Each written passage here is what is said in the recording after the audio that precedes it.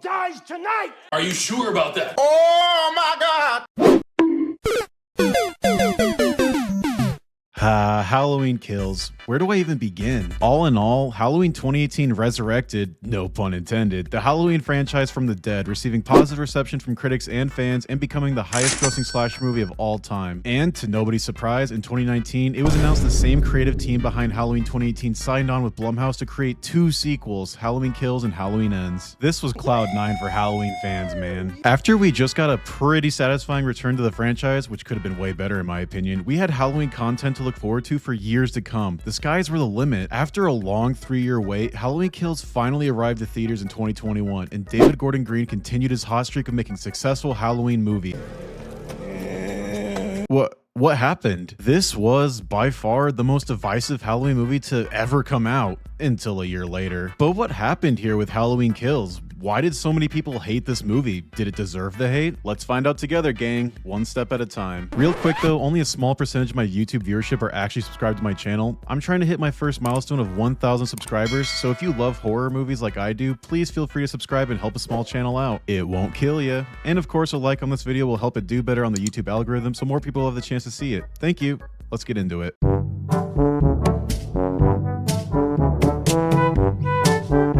In this video, I'll be going over every aspect of Halloween Kills that people hated and see if it was justified or not. And why don't we start with how obsessed this movie is with the movies that came before. One major complaint that Halloween 2018 received from many moviegoers was that it was just the same old thing, which makes sense. The filmmakers wanted to give us a familiar product that respected what came before. But now that this creative team came back for a round 2, I was excited to see this movie branch off and do its own thing and stop focusing so much on what came before. Yeah, that didn't happen. I have never seen a movie sequel that is more obsessed with talking about the movies that came before it. I mean, honestly, it's become a meme at this point how much they say 40 years in this movie. I remember him from 40 years ago. He's infected my family with grief and fear for 40 years. Michael Myers has haunted this town for 40 years. He killed my daughter 40 years ago. Because 40 years ago, when I was a kid, you protected me. This movie seems to think that the best way to move forward is to go backward, and the opening scene of this movie is all the evidence you need of that. We get a fun flashback to 1978 as we follow a young Officer Hawkins as we witness the arrest of Michael Myers. I gotta tell you, I've been a Halloween fan for a long time, so watching this flashback sequence recapture the vibe of the original movie along with the OG Myers mask had me hooked in the theater. Even the original Michael Myers house gets recreated perfectly, and we see how Michael got captured. If you didn't know, they were originally planning on doing a flashback similar to this in Halloween 2018, but decided not to at the advice of John Carpenter. It was good advice. Now, what I'm about to say is going to piss a lot of people off, but this flashback scene just didn't need to be in the movie. Okay, let me explain myself. Yes, there is some thematic purpose to have it in here. One character this movie reintroduces to the franchise is Lonnie, who was one of the bully kids in the original movie. In the flashback, we see him have a face-to-face encounter with Michael Myers that just doesn't make much sense. And the officer who's with Hawkins gives us some backstory on Michael, which is sorta interesting. My mom used to make me go over to his house to play. She felt bad. But he would just spend the whole time staring out of his sister's bedroom window. But these are things that you don't have to establish in a flashback. You can more naturally introduce these things in the present day to keep the narrative more simple. Because starting the movie with this random, albeit cool, flashback really is just messy storytelling. If anything, this flashback belongs at the start of Halloween 2018, not the middle chapter of a trilogy. The main thing we see in this clip is Michael getting captured, which is information that the audience already knew thanks to 2018 explaining that to us. We see some backstory for Officer Hawkins, but really, what is the point? Watching him accidentally kill his partner made me assume he was either going to have a large role in this movie or in Halloween Ends, and he would play a direct role in the death of Michael Myers. Yeah, spoiler alert, that didn't happen. Hawkins spends the rest of this movie in the hospital making googly eyes with Laurie, and in Halloween Ends, he pretty much just does the same thing, but with cherry blossoms. So why did we need to spend 10 minutes of this movie establishing a backstory for a character who will barely have a role for the rest of the storyline? I feel bad criticizing this opening because clearly there was a lot of hard work and love put into it by the talented crew who worked on this movie, and kudos to them. But now when I rewatch this movie 3 years later, oh god, 3 years already, I just always rewatch this opening scene and think, what was the point? But the opening scene was cool, especially the work they did with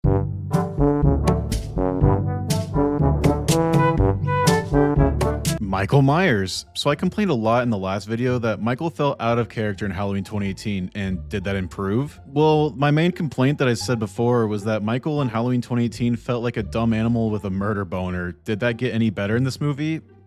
Kinda. The opening scene finally gives Michael a new direction that the rest of this movie follows. He's always trying to recreate the original murder of his sister and going home to look out of the bedroom window, even though he didn't really do that in the original when he did kill his sister, but let's just ignore that. But to go back to my complaint about Michael feeling like a dumb animal, that's still here. Right after Michael gets his kill stolen by Hawkins, he just randomly decides to walk outside into a mob of police officers. While this visual is cool and all, does this do anything to disprove my comparison of Michael as a dumb animal? He just walked right into a trap that incarcerated him for 40 years. Maybe he was just like, screw it, I'm hungry, I miss those Smith's Grove meals. But anyway, what about modern day Michael Myers? Well, this movie is really just watching the Terminator wreak havoc on easy mode. I always interpreted Michael Myers in the original movie as a normal human who had a higher pain tolerance than most people. He relied on being sneaky to kill people, but now he just walks headfirst into mobs of people and easily kills all of them. Let's look at the now iconic fireman scene. Now, I would honestly expect Michael to just walk out of the back door of the house and escape into the night instead of just taking on 10 trained firemen. But luckily for him, this group of first responders seem to think the best strategy for attacking Michael is to fight him one person at a time. Like when the first guy gets killed, what are the other firemen doing? I guess they're just sitting around like,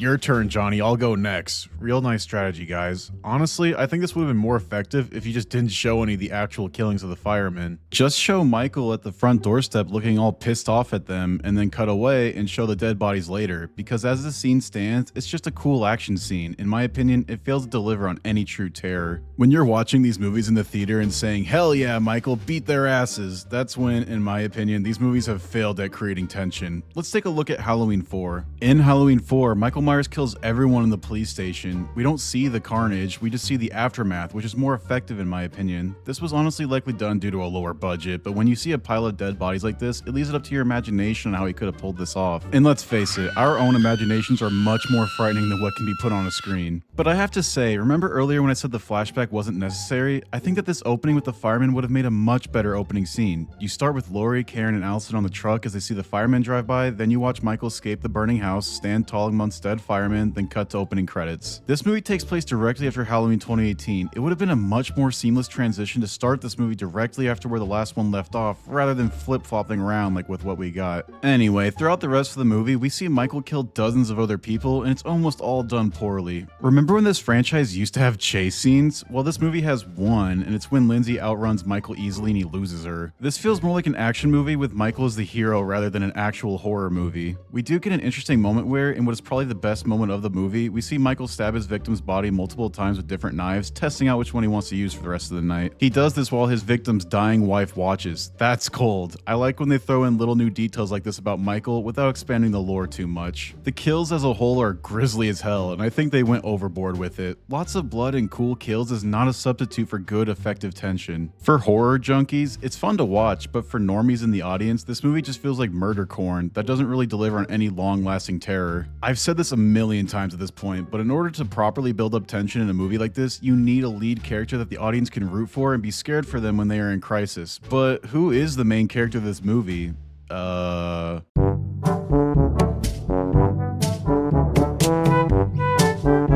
One of the main criticisms of this movie is that it's all over the place. Many people felt like there's not one main character to focus on, leading to a narrative that just feels like a mess a lot of the time. And, well, in my opinion, that criticism isn't wrong at all. The main character of this movie is really just Haddonfield itself and all of its residents in it, including many survivors of the previous Halloween movies, which is pretty cool on paper seeing all these characters come back, but when it's their time to get killed by Michael, why should the audience feel scared or sad for them if they barely get to know them? But I'm getting ahead of myself. Let's talk about the Strode women, Laurie, Karen, and Allison. Jamie Lee Curtis returned as Laurie in this movie, who understandably is hospital-ridden after getting a nice lick to the gut from Mikey in the last movie. She doesn't become conscious until the second act and doesn't realize that Michael is still out there until over an hour into this movie. You know, it's kind of annoying when we're an hour into this movie and we're still getting information that we know repeated to us. It is nice seeing Laurie being happy when she believes Michael is dead, though.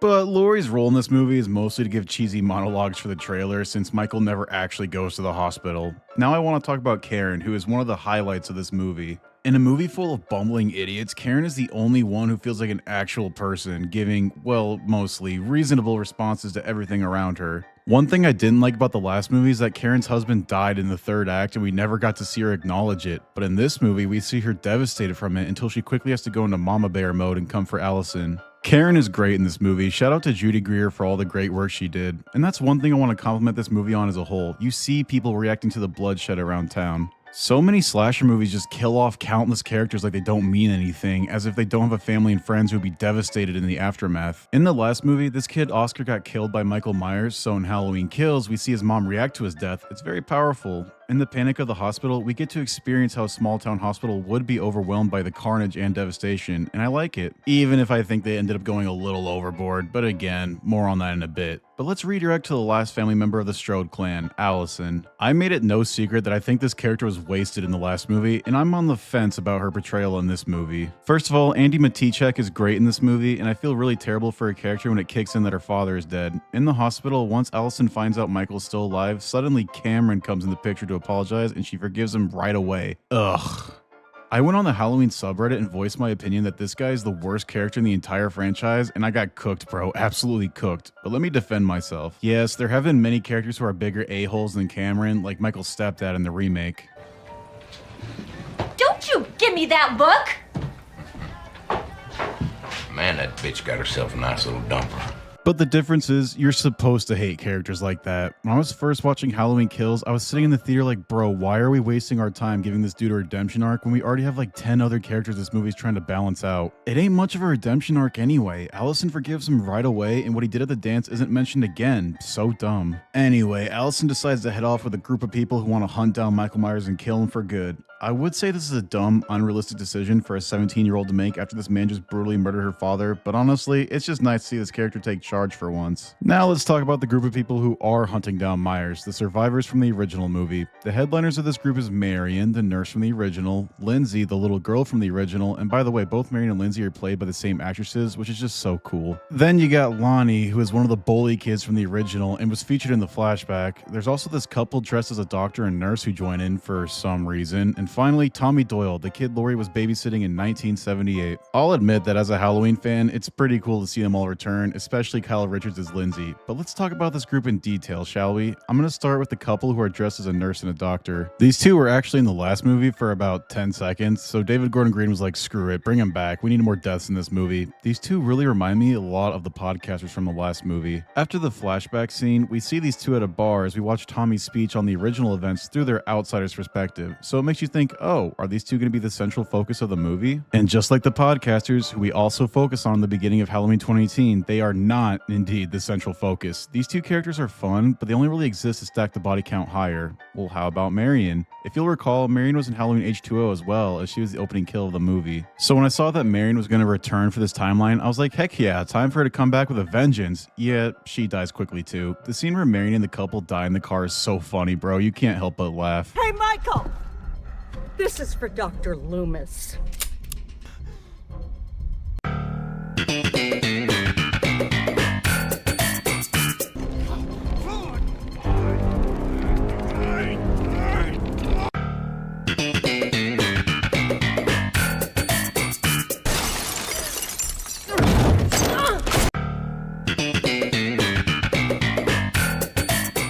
Watching these three characters we started the movie with die halfway through just really sets a weird tone. I understand what they're going for. In this movie, no one is safe, am I right? But as an audience member, I'm just sitting here like, what was the point of bringing Marion back just to kill her again so unceremoniously? She's died in 2 timelines now. That's rough. The execution of this scene and most death scenes in this movie are all just really frustrating to watch. When you have characters super motivated, prepared, and confident that they can kill Michael, you set the audience up for expectations that they are correct. Or, in other words, when the characters are confident that they can kill Michael, the audience is confident that he can be killed too. And when you have these characters die in the dumbest ways possible, it's just frustrating to watch. Why should we fear for or feel sorry for stupid characters who put themselves in Michael's path then allow him to kill them? Again, this feels like an action movie with Michael as the hero, putting the stupid residents of Haddonfield out of their misery. But moving on to the rest of the group, I really like Lindsay and Lonnie, and a lot of y'all aren't gonna like this, but I like Tommy in this movie too. To start with Lindsay, she doesn't have much to do in this movie, but she's a lot of fun for the screen time she gets. Kyle Richards plays the character well in her return, and she feels like the voice of reason of this group. Well, I mean, as close to a voice of reason as his friend group has anyway. She's smart enough to fill a bag of bricks and deck Mikey in the face with them, but after a chase scene, which is kind of overrated in my eyes, she's done for the rest of the movie. Bummer to see. Lonnie is a lot of fun too. He brings the comedy at the right moments. You have a permit for all these? Some of them. Lonnie and Tommy, in a way, feel like the same character to me. Like everyone else in this movie, they think that they are the one who is destined to kill Michael Myers once and for all. I understand where people's criticism of Tommy comes from. He feels one note at times and, well, stupid. But in the hysteria of trying to overcome this man who has scared him for his entire life, he runs off emotion and makes many mistakes, which is the point this movie is trying to get across. And yeah, Lonnie and Tommy both die in pretty whack ways as well, but I'll get into that later. Why don't we talk about the mob that Tommy creates? That's everyone's favorite part about this movie, right?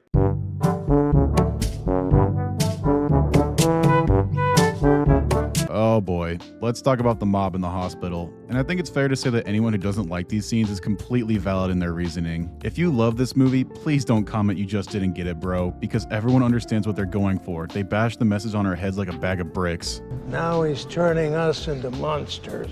God, the number one rule of making a good movie is to show, don't tell. But anyway, in the opening of Halloween 2018, we saw this guy named Tivoli at Smith's Grove chilling about with an umbrella, and he makes his grand return to Halloween Kills as he somehow made it to Haddonfield 100+ miles away as well after the bus crash. We first find Tivoli in Halloween Kills after a scene which is actually a nice diversion after Tommy and his friends think they found Michael hiding in a car, but it's actually just Tivoli and he gets away. They foreshadowed this nice just minutes earlier as they show Tivoli's face on TV as an escaped inmate. They also show Michael's face too, but somehow Tommy can't tell later that Tivoli is not Michael Myers. Yes, I understand for privacy reasons they wouldn't show the inmates' names along with their faces, but Michael Myers is a famous killer in this universe. He literally got some Brit podcasters to travel far to meet him. And you're telling me that Tommy, who is obsessed over Michael Myers his whole life, never found out what he looks like? That's a bunch of baloney. Alright, well, Tivoli reaches the hospital and everyone there thinks he's Michael because mobs are stupid, I guess. Okay, Michael wears a white mask and coveralls. They really think this short guy in a hospital gown is Michael Myers? This scene would have worked a lot better if they casted someone who actually has a similar build to Michael, so it actually makes sense that people would confuse him for Michael. It would also help if he was a mute too, like he goes to the hospital and bangs on the door trying to communicate that he needs help but he can't speak. Would have made way more sense. But whatever, like 1,000 people chased Tivoli through the hospital, including hospital staff and the freaking sheriff. How big is this town supposed to be anyway? Like I said in my Halloween 2018 video, they did Sheriff Barker dirty, man. He deserves so much more. Karen, being the only one in town with a brain, tries to come to Tivoli's rescue, but she fails miserably as he jumps to his death to escape the mob. For a second in the theater on my first watch, I felt this was really powerful stuff as everyone looks on him in terror. But then they show his dismantled body like an over-the-top South Park episode would. Jesus Christ! And then Brackett says now he's turning us all into monsters, and any little hope of subtlety left in the scene was all gone from there. We also get the most hilarious shot in the entire franchise with Sheriff Barker looking at his cowboy hat in disgust.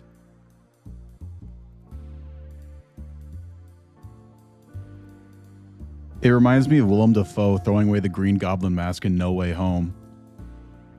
Honestly, I think that all this movie needed to work was just to tone everything down a tad. Why do we need hundreds of people in this small town hospital? Why does everyone have to chant "Evil Dies Tonight" a million times? Why do we need 31 people to die in this movie? This just feels like one of those horror movies that honestly got too much money thrown at it. When you cram this many characters and plot points into a simple slasher movie like this, it becomes incredibly hard for the audience to care about anyone.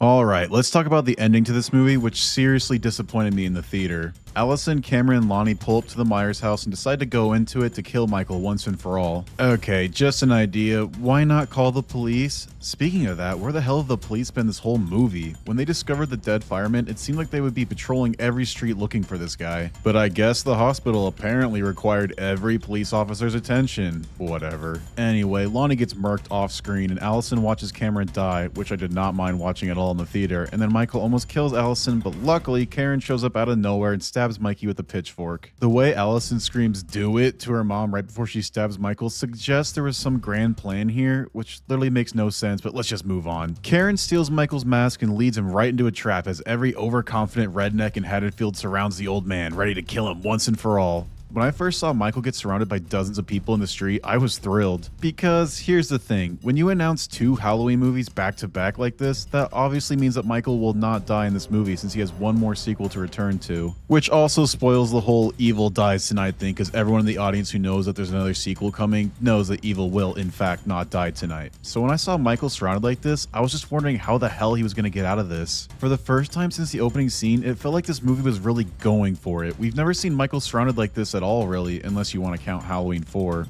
So what voodoo magic did Michael have to pull off to get out of this pickle? Well, he gets beat down easily like the sad old man that he is, then gets back up and kills all of them one at a time. Ugh. Michael might just be the luckiest man alive, which is really unfortunate since there's probably people who deserve it more, but he went against 2 mobs in this movie that had weapons and they all just tried to kill him one person at a time. That's not how mobs work, bro. And the fact that only one person in this mob had a gun is just insane plot armor. And it ends off with Tommy getting easily dropped off by Michael. Seriously, he goes to swing his bat then eats a stab to the gut. Did he try to swing his bat from like a foot away? What the hell? But I will give credit to this movie. This is a great shot right here as Tommy's last moments are spent staring into the eyes of the man who terrified him for his entire life. Anyway, after that disappointing series of events, Laurie gives us monologues for the trailer. Karen sees Child Michael in the window for some reason, and she goes upstairs for some reason and gets dropped off easily by Michael as the credits roll. In a movie filled to the brim with frustrating moments of dumb characters letting Michael kill them, this was the cherry on top. I understand they wanted to end this movie on a cliffhanger of Karen being killed, but it's not earned at all. Laurie and Karen no longer have family ties to Michael. Why the hell did Karen see Michael in the window? It makes no sense whatsoever. And seeing this character who learned how to fight back in the last movie just get killed easily in a lame reference to Psycho is just so disappointing. And as we see Michael Myers triumphantly stare into the window one last time, I can't help but think that this guy is really just a strength of schedule merchant like the 2024 Boston Celtics. Michael, honestly, I think you did this whole town of miserable idiots a favor.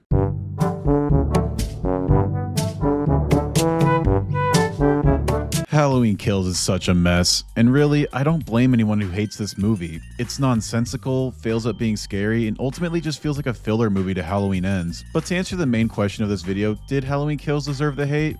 Well, probably, yeah. But honestly, this franchise has some true stinkers that are much, much worse than this film. Even for all of its flaws, I still think there's a lot to appreciate about this movie. David Gordon Green and his crew set out to make a Halloween roller coaster type of movie featuring as many characters as possible, with as many kills as possible, with Michael Myers more pissed off than he's ever been. Which I appreciate. In some ways, this is the ultimate Halloween sequel. It's a celebration of the franchise, and in many ways shows us the best and worst of what this franchise has to offer. And if you're the type of moviegoer who only really watches movies like this to watch Michael murk people, then hell, this might be your favorite. But if you fell in love with this franchise from the quiet, atmospheric scares of the original, this movie represents almost nothing about what made that movie so successful it spawned 12 sequels in the first place. Join me next time as I take a look at Halloween Ends, a movie that people probably hate more than this movie, and I think a lot of you aren't going to like what I have to say. But hey, people will always get mad at you on the internet no matter what you have to say. That is all for today. I hope all of you have a great day.